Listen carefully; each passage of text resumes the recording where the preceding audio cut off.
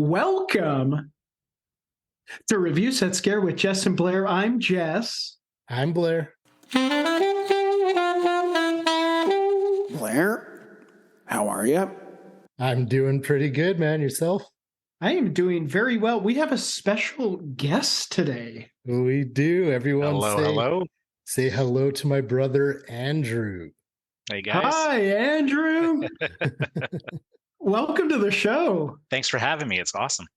We are beyond stoked to have you. This has been in the works for a while. We've been wanting to do this particular movie for a while because we know that you're a fan of this one. So we're really happy to have you on. Thanks for having me. Definitely. What is it? We finally made it to the final film this month. Bro, we're about a week late. Yeah, it's been chaotic. Thanks for bearing with us. Of course, a month we've been calling Around the World in 4 horror films, aka International Movie Month. But before we chat about today's film, what do you say we chat a little bit about some horror news? Blairski, want to kick this one off? Killer Clowns from Outer Space, the game, released its first gameplay trailer. Did you see it? I did. It looks great. It looks fun, right? It looks goofy. I didn't even know they were making a game like that. Oh, yeah. It's kind of along the lines of Texas Chainsaw Massacre, Friday the 13th, that style of gameplay, but it's Killer Clowns from Outer Space. So the one thing that totally surprised me about the gameplay trailer is how bloody it is compared to the movie. There's hardly any blood in the movie. And yeah, the trailer of the game looks very bloody. Yeah, the trailer is drenched and dripping in blood. It looks great. It looks like a lot of fun. They got a lot of lost ground to catch up on with all the blood, right? So yeah, no doubt. They do. And they also have to compete with Texas Chainsaw Massacre right now, which is in itself a very bloody game. 100%. I was getting major like Evil Dead vibes from this one. Yeah, me too. Evil Dead, the game. Yeah. I couldn't find, was there a release date on that one yet? There probably is, to be honest. I didn't look. I didn't notice. My next piece of horror news, The Exorcist Believer has moved up 1 week and will now be released on October 6th instead of the 13th. Now, this is to avoid competing with Taylor Swift's new concert movie that is going to be released at the same time. Funny enough, The Exorcist and the Taylor Swift movie have the same rating. Both rated R for excessive blood and violence. So that'll be a lot of fun. Can you imagine an R-rated Taylor Swift fucking concert? Oh God. Much like the Killer Clowns trailer, it is just covered in blood. Yeah. Well, that's exciting news. It's moved ahead a week. It's probably smart. Yeah. Probably smart. For us. That one's going to be fantastic. Anything else you got? That's all I've got written here, man. I've got a couple. Blairski, I know you're a big R.L. Stine fan. Goosebumps, baby. Goosebumps, baby. Exciting news for other R.L. Stine fans. Goosebumps author newest book will be released September 26th and will be called Slime Doesn't Pay. Hell yeah. That sounds very R.L. Stine. 100%, yeah. The book will be aimed towards middle graders, but don't stress if you're a young one, as a brand new Goosebumps series will also be released later in September. So hell yeah. That is pretty excited. Yeah. That's awesome. Finally, a new John Carpenter anthology album has been announced. The album, titled Anthology 2, Movie Themes 1976 to 1988, will be released October 6, 2023, and will include selections from The Fog, The Thing, Escape from New York, and Halloween, just to name a few. The opening track is Chariots of Pumpkins from Halloween 3. Right cool. On. Yeah, right on. Nice. Yeah, that's going to be a lot of fun. And then my final piece of horror news, just to make you a little bit more jealous, Blairski. I have indeed purchased my ticket to Halloween Horror Night at California's Universal Studios. Very jealous. Very excited for you, though, man. Damn. I did it. Yeah, it's going to be great. It's going to be great. I'm jealous. That's all I have. Oh, it's going to be fun. Yeah, it's going to be fun.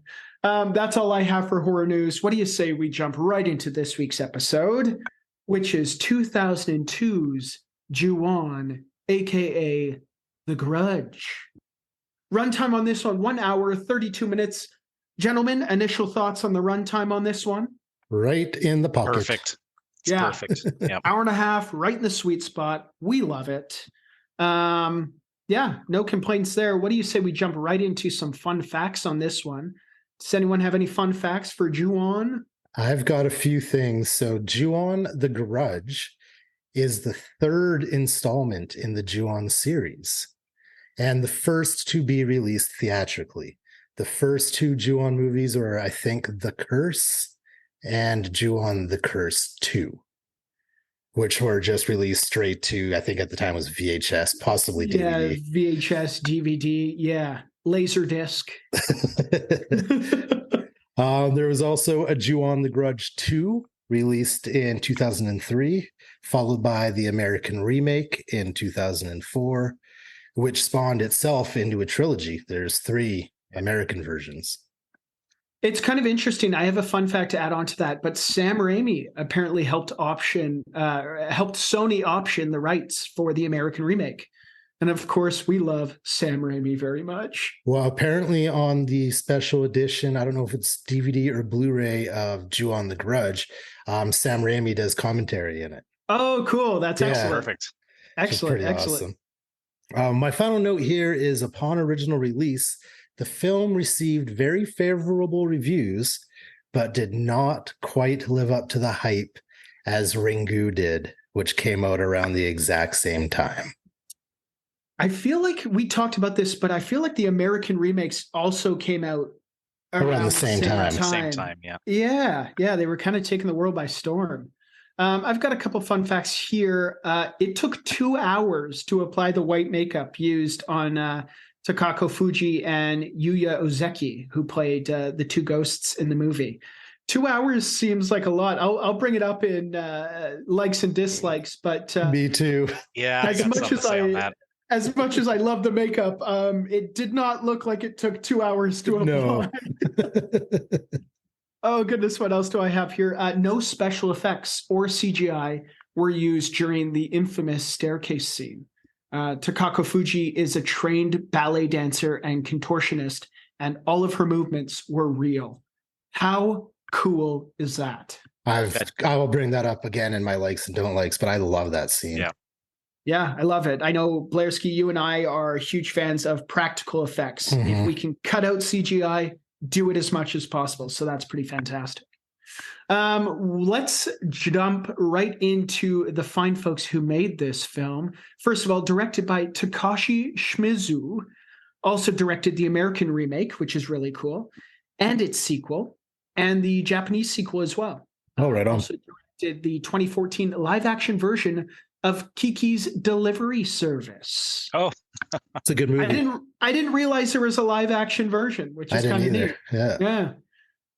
This one also written by Takashi Shimizu, also wrote 2019's Howling Village, 2021's Suicide Forest Village, and 2022's Oxhead Village. Great names. This man loves villages. Yeah.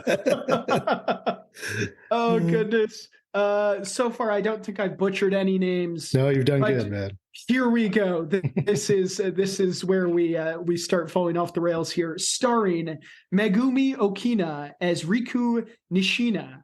Also starred in 2008's Shudder, 2013's Jellyfish, 8 episodes of the hit TV show You Are Tender When It Rains, and in 1995's Fireworks, Should We See It From the Side or the Bottom? Such long names, man. Yeah. What a title. Have either of you seen 1995's Fireworks, Should We See It From the Side or the Bottom?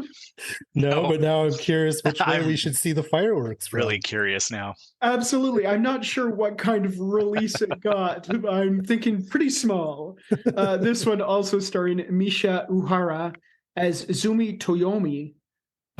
Also starred in 8 episodes of the TV show Pandora, 2005's Birthday Wedding, and in 10 episodes of the 2012 miniseries Tokyo Airport Air Traffic Service Department.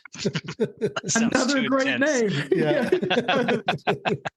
Oh goodness, that's the whole description of what the show is in the title. What a Right. headline. Yeah. Finally, starring Yuya Ozeki as Toshio, also starred in 2003's Ju-on the Grudge 2, and in 2004's American remake, The Grudge. I knew it was the same kid. I knew Pretty it was. excellent. Pretty Yeah. excellent. This one, synopsis, courtesy of our good friends at IM. A DB, a mysterious and vengeful spirit marks and pursues anyone who dares enter the house in which it resides. Yeah, It makes it Straight sound to the fucking point. scary, man. yeah, pretty much. It's a scary sounding movie. Yeah, I feel like haunted house movies and ghost movies are both kind of genres that we don't see often. Mhm. So it's always nice to see those ones. This leads to one of our favorite segments, Kill Count. Kill count. The time of the show we count the kills.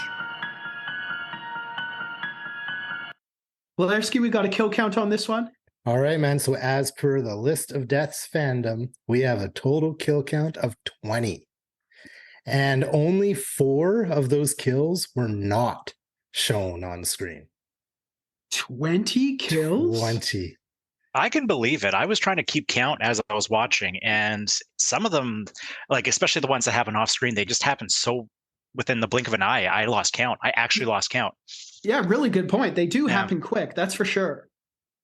There Wow, was a 20. point in the movie. I'm going to go right into likes and don't likes here. Absolutely, yeah. There was a point in the movie where I got confused. I got a little lost in the storyline, and that was when the schoolgirls kind of storyline picked up.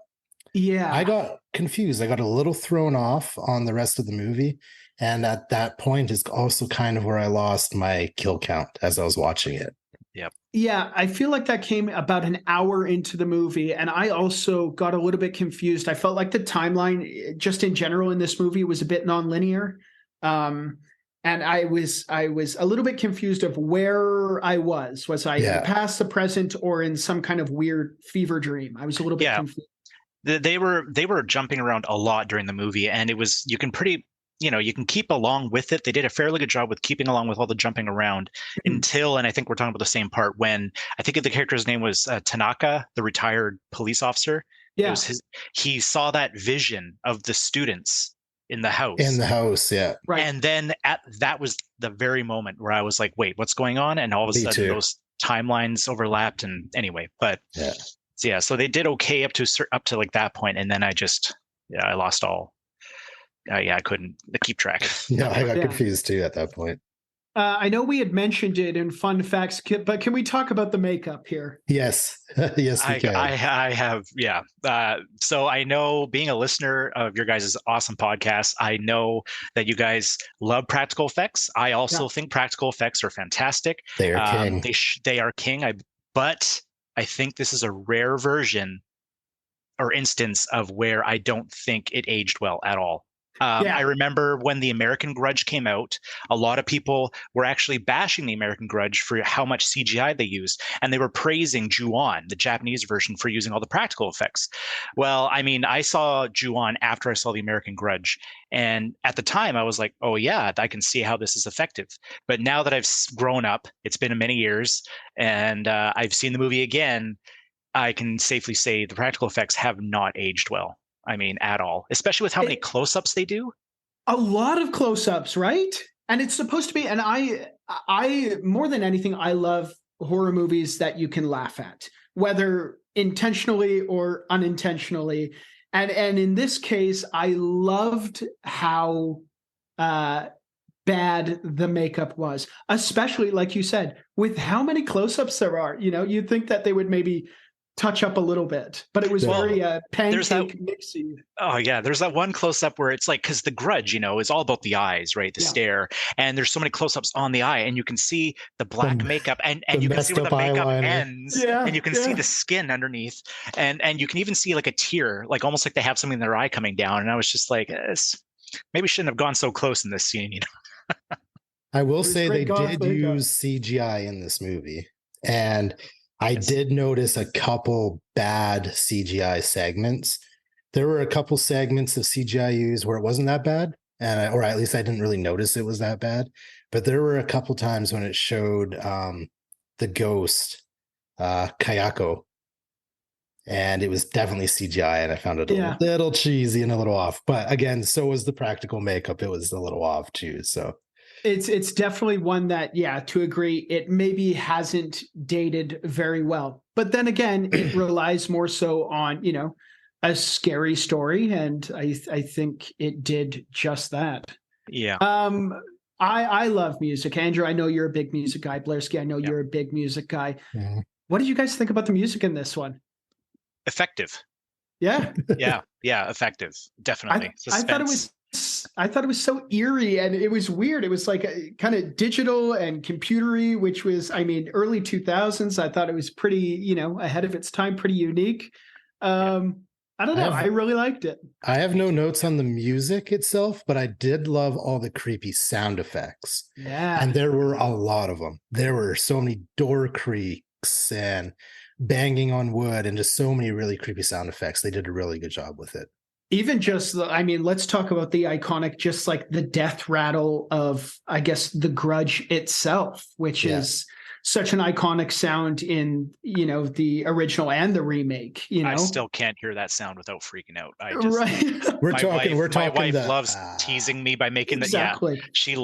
My wife loves making the noise and teasing me. And my best friend Eric, his wife is Japanese, and she's often put her hair over her face and done the Grudge noise just to freak me out. So it's great, that noise is iconic. It totally is iconic. And when I hear that, I immediately think the Grudge. Yeah, 100%. Which is when a simple sound is so iconic. You can place it right away, Yeah, they've actually used that noise or a similar noise in as one of the ghost noise in the video game Phasmophobia. And when people first started noticing that, everybody was saying, "Oh, they have the Grudge in the game now." Didn't matter what the ghost looked like or acted like, because it made that noise. Everybody said, "Oh, they have the Grudge noise." It's the Grudge. Yeah, exactly. Speaking of Phasmophobia, me and my brother watched this together. All right. And there were moments where we were like, that's Phasmophobia. Like they discover fingerprints, like the ghost fingerprints. They show them on the wall. We're just like, there's UV evidence. That's evidence. UV That's evidence. Yeah. Again, back to Phasmophobia. Again, I wouldn't know, because yet again, it has been delayed on console. You'll know soon.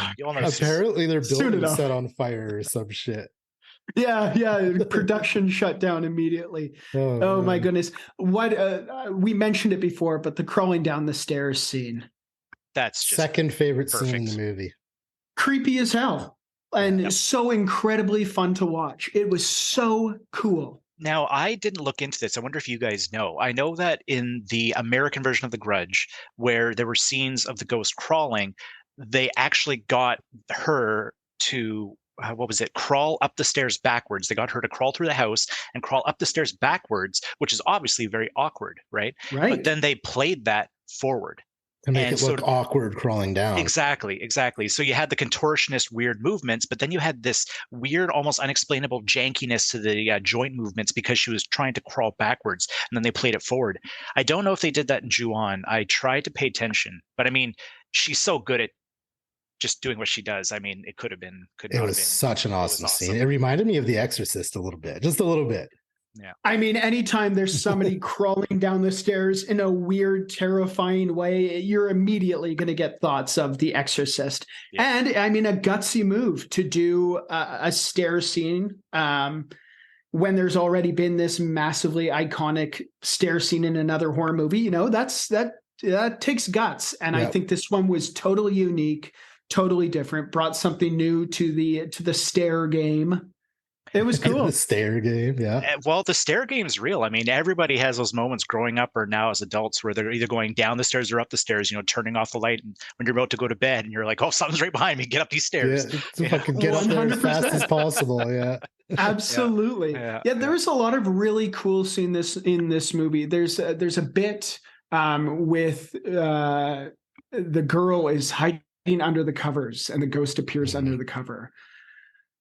Fantastic. I love the elevator scene Yeah, with yeah, Toshio when he just Yeah. appears on every single floor as they're yeah. going up the elevator. I thought that scene was so awesome. That's probably my Yeah. favorite scene in the movie. Now, there's a couple scenes like that where you kind of, especially with Toshio's character, where you kind of just catch him out of the corner of your eye. Yeah. And that's what I love. I think we talked about this in Ringu as well, where it's like, did I see that? Was there something actually there? Or was it a mind trick? Was there something there, you know? Definitely a like for me is I love the scene where they're at the care home and they bring out the old man in a wheelchair for a walk, get some fresh air, and he's playing peekaboo. Yeah. And you don't see Toshio until they're going back in the building, and you see a reflection of Toshio in the window. And when the guy thinks the old man's doing it to him, and he plays, and the guy's like, "Get out of the way!" He's shooing him away. Yeah, yeah, absolutely. I love that. Yeah, Goodness. that's definitely one of Anything my favorite scenes. we've talked about a lot about things we liked about this one. Anything that stuck out to you guys that you weren't crazy about? For me, besides the makeup being a little weak, the ending of the movie. I felt the ending of the movie was pretty weak, especially since the beginning. Again, another nice intro with the whole murder scene. Yeah, yeah. And the guy killing his family. I found the ending of the movie was pretty weak. It just ended very abruptly, very quick. I agree. I didn't feel satisfied at the ending, both in a bad or good way. You wanted more. I was honestly, my hot take, I got a little bit bored. I thought there was some really good scares. I absolutely love every scene that there was a ghost in it.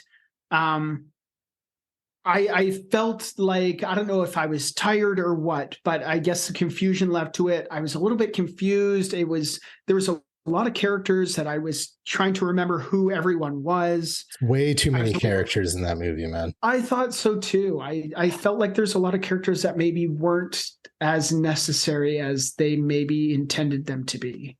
I think I'm on the page with you with boredom in that I felt like you were just constantly watching all these characters and how they died, which I guess is kind of interesting enough. But I was bored because there's no conflict. Like nobody had like the ghost would just kill you whenever. Yeah. And I mean, like that's the scary part of the story. But at the same time, I mean, like I don't know. To me, there's got to be some sort of like hope or like the good guys can do something or some sort of conflict where like, oh, if we only do this, the ghost will disappear. Now, I don't want to compare too much if you guys review this movie later on, but the American Grudge, I felt like added that. Sarah Michelle Gellar plays the main character in the American one, and I remember Buffy. Yeah, Buffy, right? But I remember, I'm not trying to talk about too much of the American one, but she at the end of the movie had those gas cans and she was like, I have to burn the place down. And she was like, there was an actual struggle between her and the ghost to burn the place down. Whereas I feel like the climax of this movie, like, yeah, you had Tanaka, I think's character showed up and tried to burn the house down, but nothing ever came of it. Miserably. Yeah, I failed miserably. almost like by the end of that scene, it's like you forgot like him burning the house down was never even an issue. Like what was he doing there? But like Sarah Michelle Gellar's character, like she had everything soaked. She actually like I think she lights part of the fire and there's like, oh my God, is this actually going to work? Is this going to blah, blah, blah? I just felt like that conflict wasn't there. And it really bored me. I feel like I was just watching a montage or a compilation of various kills. people dying. Those kills. Yeah. It felt like there was a lot of times where people were just almost sitting in the corner, just already having assumed that they're dead, where it's a lot of watching the ghost and a lot of back and forth of just watching somebody be scared. Like there was no chase that I can think of. And of course, when I always find a good chase scene is good in a horror movie. It adds the tension, but I just felt like there was a lot of, petrified, there was a lot of just sitting in fear. But like a particular scene that's standing out right now is with the two cops when they're just like on the ground in like the door in like the shoe room of the house. And they're just like watching the ghost crawl up slowly to them. It's like neither of them even tried to get away or anything. I don't know. It was that scene particularly standing out with what we're talking about right now. Definitely. Now, I have never seen the American remake, believe it or not. I apologize if I ruined anything. Hey, no, that's okay. I was going to ask you guys, because I know you've both seen it, how does it compare? Well, I will go first. This is actually in one of my What I Learned. Okay. I'm just going to read it off right now since we're talking about it, is that sometimes remakes are better than the originals, which I Okay. found the case for both Ringu and Ju-on. I found Okay. the American Ring and the American Grudge better than the original Japanese version. So I hate to say it, but I did. I do enjoy them better. That's my take on it anyway. I'll try not to go too long-winded. So the reason why this, I really was hoping to do this episode with you guys is because The Grudge is essentially for me, the scariest, most pivotal scary movie for my life. But that started with the American Grudge. My friends and I were downtown, 9 p.m., didn't know what to do. We just thought, hey, let's go see a late showing of this movie that just came out. Watched it. We were terrified, absolutely terrified. I couldn't sleep for 2 weeks or so. A month later, we're like, you know what? Let's watch the Japanese version. Ju-on. Ju-on, absolutely scary. I couldn't sleep for another 2 weeks. I was terrified. Fast forward to now, The Grudge is better. Ju-on did not age well. I didn't find it. I slept fine. I find that I don't know if it's just the different audiences it was directed at. I'm a huge fan of kind of folk horror movies or just folk horror in general. So something that's so rooted in traditional ghost stories, I love.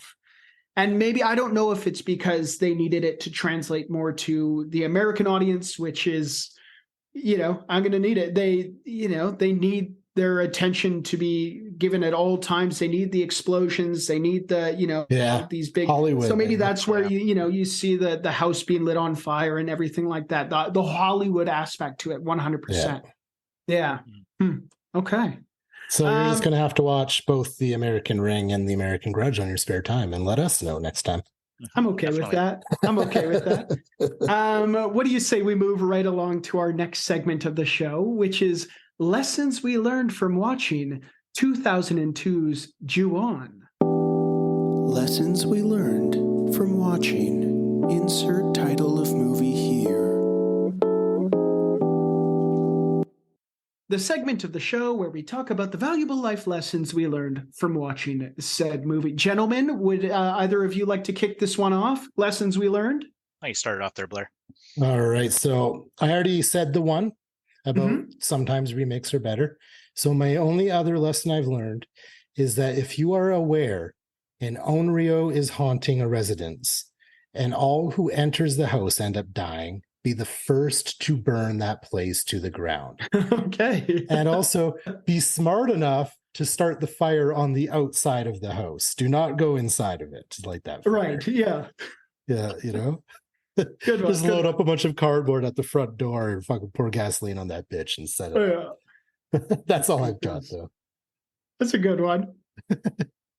And you got anything for this one? Yeah, I have a couple actually. So the first one is kind of, I don't know, seems kind of simple, but don't go into haunted houses. Just don't. Yeah. If you're curious, if you approach a building and you get like a weird ringing in your ear, just maybe listen to that ringing in your ear. If there's some, fellow students of yours saying, "Oh, I dare you to go in here," just, you know what, being popular doesn't matter. Just get away from a haunted house. Just don't go in any haunted houses. Watch ghost hunting clips on YouTube.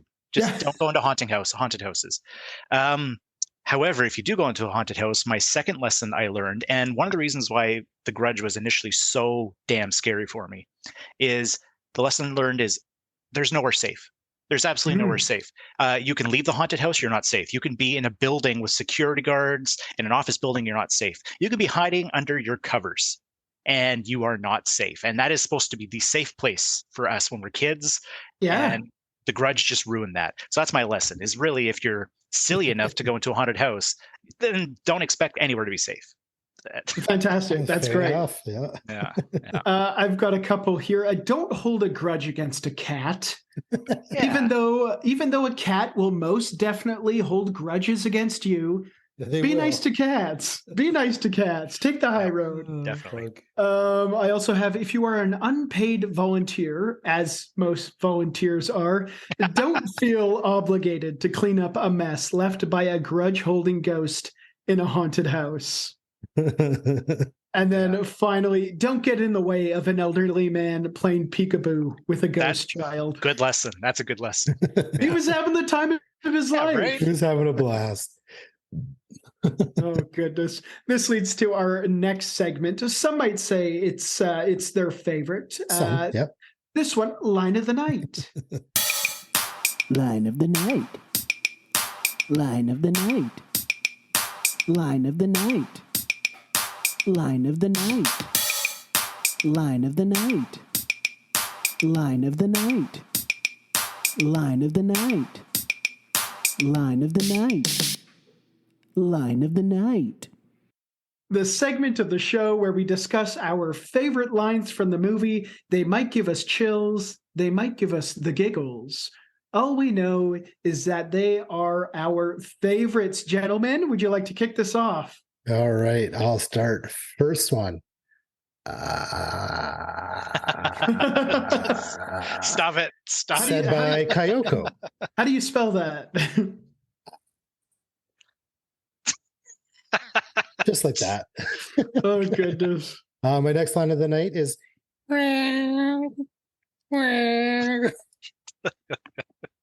said by Toshio. Oh, Blair's keeping it How in I a spelled thousand that, how I voices. spelled that though on my screen was meow. That sounds about right. That's about right. That's about right. Yeah, that sounds about right. Those are my two lines of the night. Oh, nice. Andrew, do you have any lines of the night? I had two. One was the same as Blair, the meow from the kid, if that counts as a quote. But the other one was from Toshio, where I'm pretty sure he says it in person. I have this memory that's over the phone. I'm pretty sure it's in person. Where he just says his name, Toshio. Just the way he's, I don't know, just there's something about the way he says it, not just like the sound of his voice, but the way it's like kind of like Toshio. I don't Very know. staccato. Yes, yeah. that's it. While looking through, I remember he was looking through almost the banisters. Yeah. Oh, yeah. That was great. That was great. Yeah. I've got a couple here. Azumi, they're coming for me. Which is great. Oh. And then Sachi, who's the old woman, says, I told her again and again, please stop tormenting me. Oh. Which I thought was a great line. Feel real bad for her at that point, man. Yeah. Yeah. This leads to our favorite segment of the show, Celebrity Lookalike Time. Celebrity Lookalike Time. The time of the show where we take a look at the cast and discuss their celebrity doppelgangers. Spoiler alert, it usually comes down to the character's hairstyle. Who wants to kick this one off? I'll start it off. Both mine are very out there. Okay. Mr. Toyama reminded me of Edmonton Oiler defenseman Darnell Nurse. Okay. That is solely on just facial expressions. Facial expressions alone. I could see that.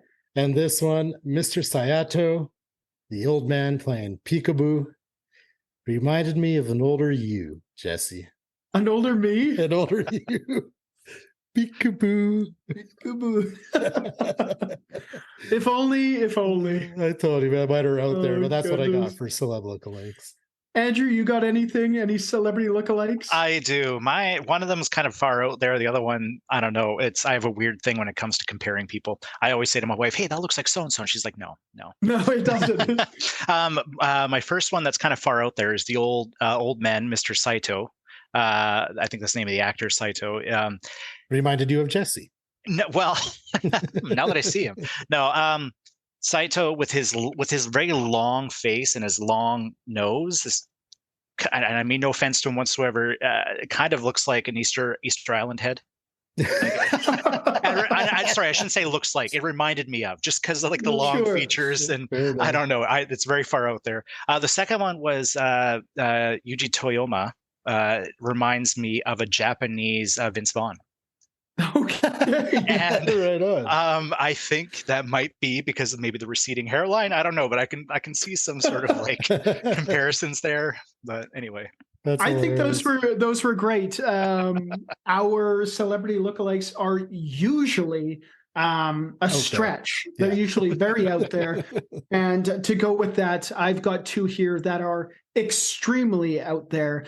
This one is a stretch, but with his pale complexion and heavy eyeliner, the character Toshio was giving me major Robert Smith vibes. Robert Smith is, of course, the iconic frontman of legendary band The Cure. See it? And then I also put Toshio with his mop top hairstyle.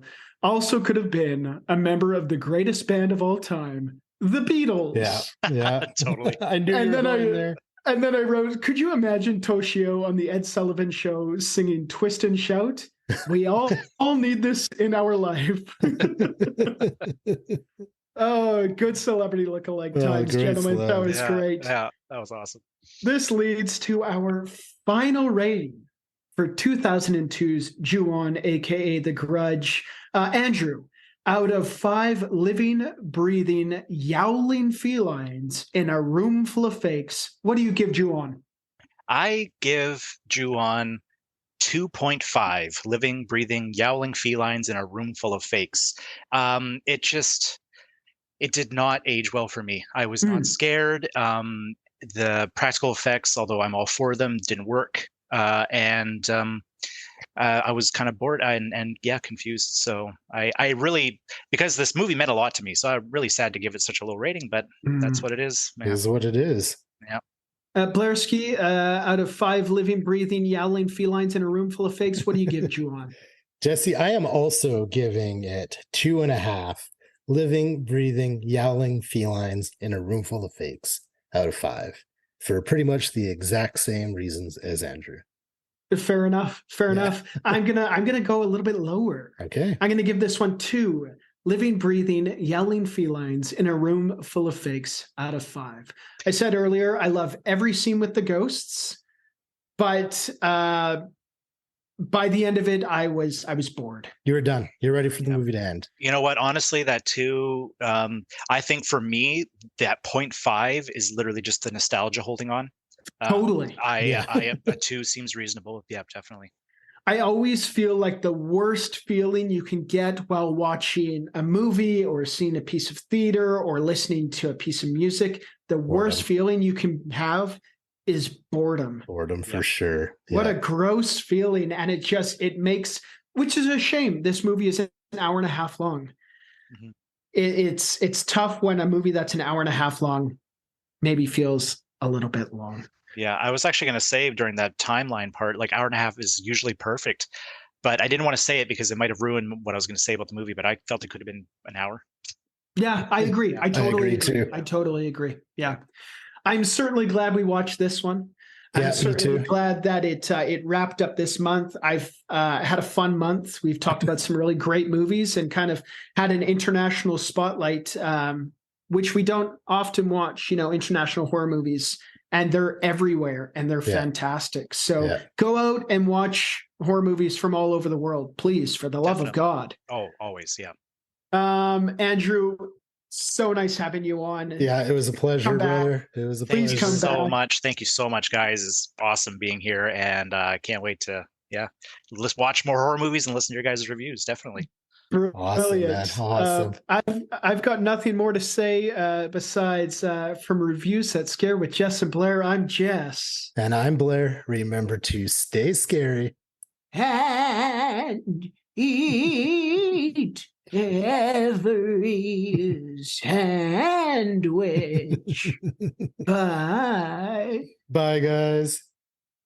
Thank you for listening to Reviews That Scare. Make sure you check out our Linktree at linktree/reviewsetscare. That's linktr.ee/reviewsetscare, which has links to our Instagram, YouTube, Patreon, Twitch, and many other things.